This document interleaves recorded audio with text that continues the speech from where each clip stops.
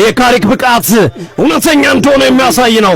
ሲቲን ገርፎታል፣ ጋርዲዮላን፣ አርቴታን፣ አርሰናሉን ገርፎታል፣ ሊቨርፑልን ባርነ ስሎት ገርፎታል፣ ቼልሲንም እንደዚሁ ጥብሶታል።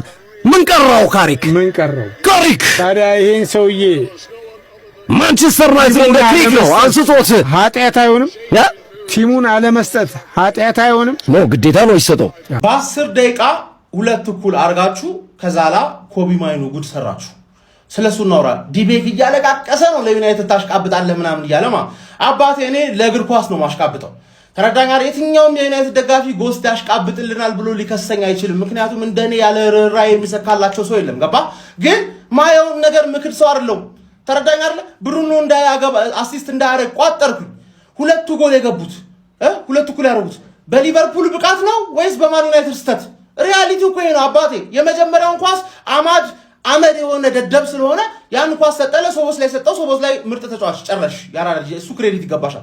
ሁለተኛው ጎል ደግሞ ሳሚን ላመንስ ለካስሜሮ ማይሆን ኳስ ሰጣለው ሲል ሶቦስ ላይ አሁንም ትራያንግል ሰርቶ አገባ። በዩናይትድ ስተት ነው እንጂ ምን በልጣችሁ ነው አቻ ያረጋችሁት?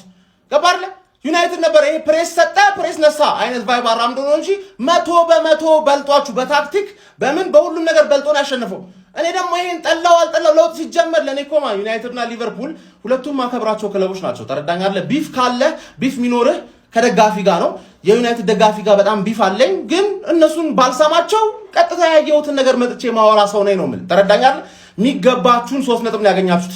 ኮንግራቹሌሽንስ። ያልቅስ እሱ 12 ቪዲዮ የሰራ ሰው ነው። እንደፈለገ ያልቅስ፣ አይመለከተኝ። ገብታችሁ ሀቅን ከፈለጋችሁ ቲፎዞ ላይ ማየት ትችላላችሁ። ምን እያረኩ ነበር? አሽቃበጥኩ፣ ደገፍኩ ምናምን።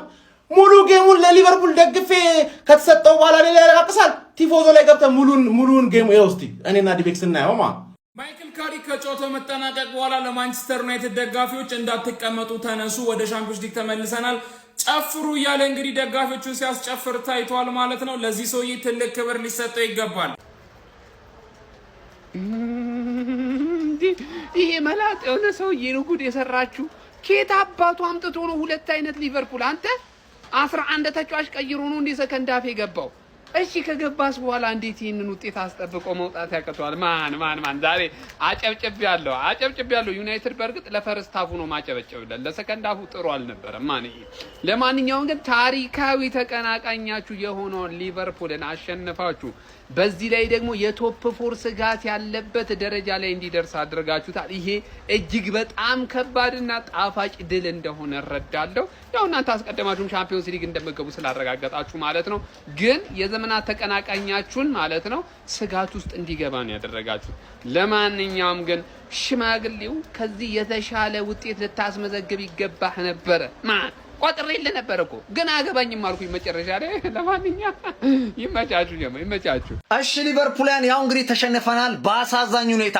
ይሄንን ጨዋታ ካምባክ ማድረግ እንችል ነበር፣ ከምሬ ነው የምላችሁ። ግን በቃ ጥቃቅን ስህተቶች፣ በዛ ላይ አጥቂ ማጣታችን ዛሬ ዋጋ አስከፈለን።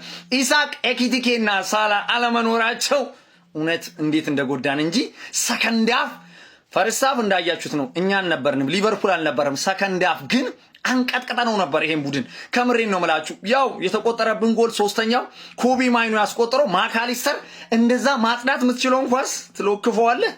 ተቃጠልኩብህ። እውነት የምወድህን ያህል ዛሬ እንዴት እንደተናደድኩብህ። ዲፍሌክሽኑ ያንተ ጎል ነው ያለ ቦታ። ኧረ በስመ አብ እጅግ በጣም ያቃጥላል። ከምሬን ነው የምላችሁና እንደ አቋም ራሱ ዛሬ ማካሊስተር ጥሩ አልነበረም። ከዛ በተረፈ ግን ሁሉም ተጫዋቾች በሚባል ደረጃ ሰከንድ ሃፍ ላይ አሪፍ ነበሩ። ትንሽ ቅያሪውን ስሎት እኔ ፎቶ ነው ቅድምም ተናግሬያለሁ። ወይ ፌዴሪኮ ኪየዛን ወይ ደግሞ ኑጉማ በዛ ታይም መግባት ነበረበት። ያን ሁሉ የማንቸስተር ተከላካይ እንደዛ ደርምሶ ሲያልፍ ወይኔ ተጫዋች ራሱ ቅያሪው ዘግይቷል ብዬ ነው ማስበው። ፋሚሊ ለማንኛውም ማለት ነው ያው 3-2 እንግዲህ በሆነ ሁኔታ ተሸንፈናል።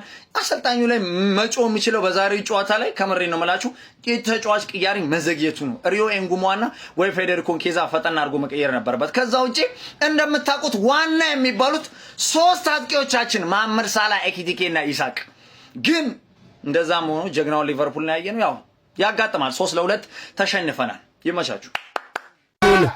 እንደምን ሞቱ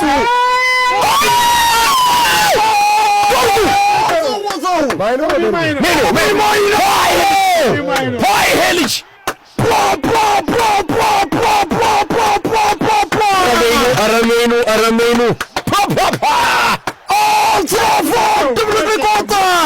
እግዚአብሔር ነጠጠው ትራፎርድ አዘናይ ኳስ ሰከንድ ቦል ተነጥሎ ነው የጠበቀው። ተደርቦ መቶ ጀግና ኮቢ ሜኑ ጀግና ኳስና መረብን ማገናኘት ቻለ። አንበሳ ልጅ ነው አንበሳ። ቦንዛ ቦንዛ ቦንዛ